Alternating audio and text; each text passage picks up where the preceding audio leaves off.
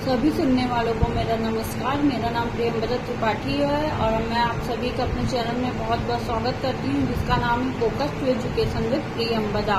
तो जैसा कि हम सब जानते हैं कि मैं अपने वीडियोज में पिछले कुछ दिनों से शिक्षा मनोविज्ञान में मापन एवं मूल्यांकन चैप्टर पे चर्चा कर रही थी। तो वो चैप्टर तो मैंने पूर्ण कर लिया है, उस पर पूरा लेक्चर सीरीज हो चुकी है मेरी। उसके बाद आज मैं एक नए चैप्टर से शुरुआत करती हूँ, शैक्षिक उद्देश्यों का वर्गीकरण, यानी अंग्रेजी में इसको कहते हैं टैक्सोनॉमीज ऑफ एजुकेशनल ऑब्जेक्टिव्स। तो इसको हम जानेंगे। सबसे पहले आज हम इसका कॉन्सेप्ट समझेंगे, इसको जानेंगे, इसका अर्थ समझेंगे कि ये है क्या, इसकी शुरुआत कहाँ से हुई, आया कहाँ से। फिर नेक्स्ट वीडियो में हम इसके अलग अलग उद्देश्यों का वर्गीकरण के बारे में डिटेल से जानेंगे। तो चलिए आज इसके अर्थ को, इसके कॉन्सेप्ट को समझते हैं और शुरू करते हैं।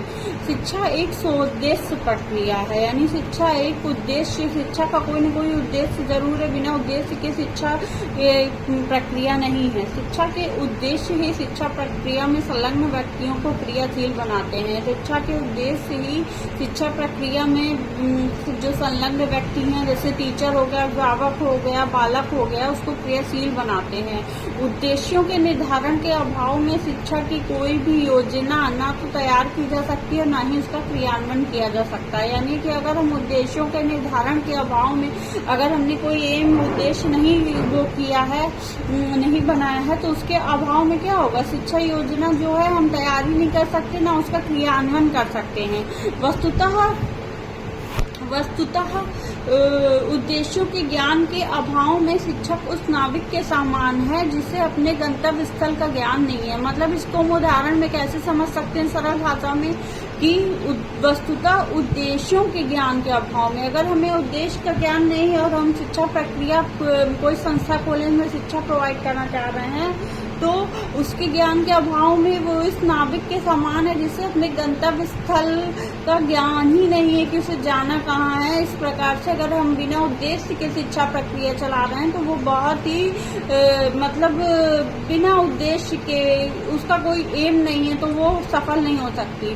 तथा उसके छात्र उस पतवार विहीन नौका के सदृश हैं, यानी नाविक के समान है जिससे अपने गंतव्य स्थल का ज्ञान नहीं है, तथा उसके जो छात्र हैं वो पतवार विहीन नौका के सदृश हैं, जो समुद्र की लहरों के थपेड़े खाते हुए तट की ओर बढ़ती जा रही है।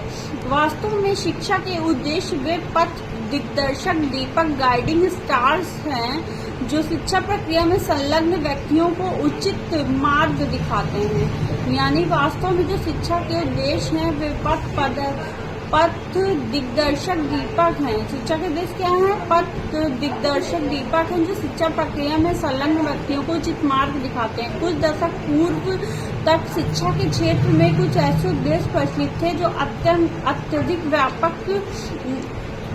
अत्यधिक व्यापक तथा सामान्य होते थे।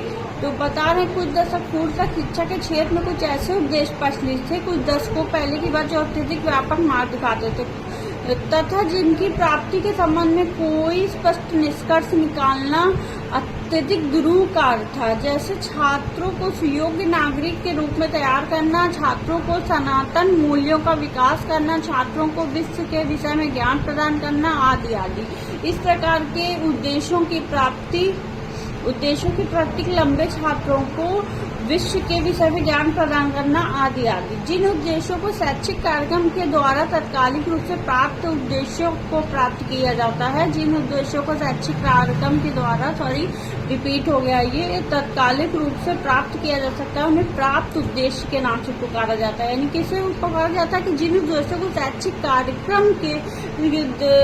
कार्यक्रम को तात्कालिक रूप से प्राप्त किया जाता है, उन्हें हम प्राप्त उद्देश्य के नाम से पुकारते हैं। प्राप्त उद्देश्य शिक्षा के व्यापक उद्देश्यों की प्राप्ति में सहायक होते हैं। शिक्षा के व्यापक उद्देश्य से हमारा क्या लेना देना, मतलब जैसे शिक्षा के व्यापक राजनीतिक उद्देश्य हो गए, सामाजिक उद्देश्य हो गए, आर्थिक उद्देश्य हो गए। हमें विभिन्न क्षेत्रों में एक उद्देश्य से हम उस एम को प्राप्त करने की कोशिश करेंगे, जिससे शिक्षा के क्षेत्र में हम एक सफल शिक्षा के अभिभावक या छात्र बन सकें।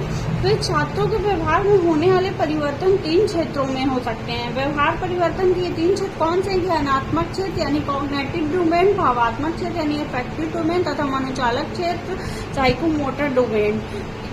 यानी कि ज्ञानात्मक हम ज्ञान हासिल करें, भावात्मक अफेक्टिव डोमेन, मनोचालक साइकोमोटर डोमेन।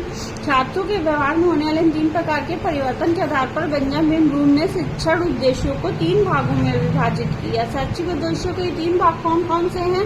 पहला है ज्ञानात्मक क्षेत्र के उद्देश्य, फिर दूसरा है भावात्मक क्षेत्र के उद्देश्य, फिर तीसरा है मनोचालक क्षेत्र के उद्देश्य। ज्ञानात्मक क्षेत्र के उद्देश्यों के अंतर्गत वे उद्देश्य आते हैं जो छात्रों की बौद्धिक योग्यताओं, क्षमताओं, कौशलों आदि के विकास से संबंधित होते हैं। अभिव्यक्ति, मूल्य, दृष्टिकोण, रसानुभूति आदि के विकास जो छात्रों की बौद्धिक विशेषताओं जैसे रुचि उनकी हो गई, इंटरेस्ट हो गया, अभिव्यक्ति एटीट्यूड हो गया, मूल्य हो गया, वैल्यूज हो गया, दृष्टिकोण, रसानुभूति आदि के विकास से संबंधित होते हैं। मनोचालक क्षेत्र के उद्देश्य छात्रों की भौतिक तथा गामक योग्यताओं के विकास से संबंधित होते हैं। यद्यपि संभवतः शायद ही कोई उद्देश्य ऐसा हो जो पूर्ण रूपेण किसी एक श्रेणी के अंतर्गत आता हो तथा उसका अन्य प्रकार के उद्देश्यों से लेस मात्र भी संबंध न हो। फिर भी उद्देश्यों के किसी एक वर्ग पर अधिक जोर दिए जाने के आधार पर उनको ज्ञानात्मक, भावात्मक तथा क्रियात्मक क्षेत्र के उद्देश्यों से वर्गीकृत किया जा सकता है। उद्देश्यों को इस प्रकार से वर्गीकृत करना शैक्षिक दृष्टि से अत्यंत लाभकारी है। तो आशा करती हूँ ये वीडियो यहीं पे खत्म होता है और आशा करती हूँ आपको मेरा ये वीडियो हेल्पफुल लगा होगा और मददगार होगा आपके लिए, आपकी पढ़ाई में सहयोग करेगा। अगर आपको मेरा ये वीडियो हेल्पफुल लगा तो प्लीज़ मेरे वीडियो को लाइक, सब्सक्राइब कीजिए और मेरे चैनल को बेल आइकन को प्रेस कर दीजिए ताकि आपको मेरे चैनल पर आने वाले वीडियो की नोटिफिकेशन मिलती रहे। मैं अपने नेक्स्ट वीडियो में इसके नेक्स्ट टॉपिक के बारे में चर्चा करूंगी। इसी टॉपिक से संबंधित तीनों उद्देश्यों को एक एक अलग करके डिफाइन करूंगी। तब तक के लिए आप सभी सुनने वालों को, सभी सीखने वालों को मेरा नमस्कार।